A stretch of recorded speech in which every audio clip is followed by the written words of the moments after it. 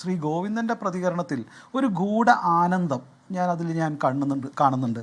കാരണം നിരന്തരമായി അദ്ദേഹം വളരെ ചിരിച്ചുകൊണ്ട്, അതുപോലെ തന്നെ അദ്ദേഹം പറഞ്ഞത് ഈ ഇനി ആരാണ് യഥാർത്ഥ കമ്മ്യൂണിസ്റ്റ്, അല്ലെങ്കിൽ ആരാണ് യഥാർത്ഥ ഇടതുപക്ഷം, അത് പാർട്ടിയുടെ നയങ്ങളനുസരിച്ച് ജീവിക്കുന്നവർ മാത്രമാണ് എന്ന് അദ്ദേഹം തറപ്പിച്ച് പറയുന്നുണ്ടായിരുന്നു.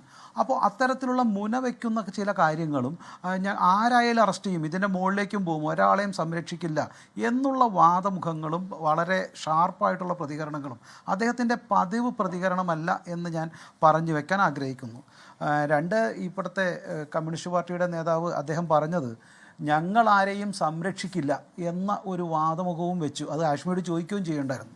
ഹാഷ്മി ഉത്തരവൊന്നും പറഞ്ഞില്ല. കൊന്നവനെയും ബോംബ് വെച്ചവനെയും ജയിലിൽ നിന്ന് ഇറങ്ങിയപ്പോൾ മാലയിട്ട് സ്വീകരിച്ച പാർട്ടി കൂടിയാണ് ഈ കമ്മ്യൂണിസ്റ്റ് പാർട്ടി. അതിൽ ധാരാളം തെളിവുകളുണ്ട്.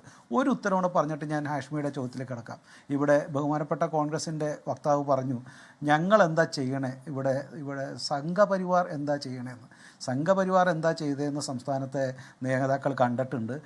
BJPയുടെയും സംഘപരിവാറിൻ്റെയും നേതാക്കൾക്ക് 1000-ത്തിലധികം കേസുള്ള 3-4 നേതാക്കളുണ്ട്. 14-15 നേതാക്കൾക്ക് ഏതാണ്ട് 500-ലധികം കേസ്. കെ സുരേന്ദ്രനും അതുപോലെ തന്നെ സെൻകുമാറും V മുരളീധരനും ശ്രീധരൻ പിള്ളയ്ക്ക് അടക്കം ഏതാണ്ട് 400-500 കേസുകളൊക്കെ ഉള്ള ആൾക്കാർ 10-15 പേരുണ്ട്.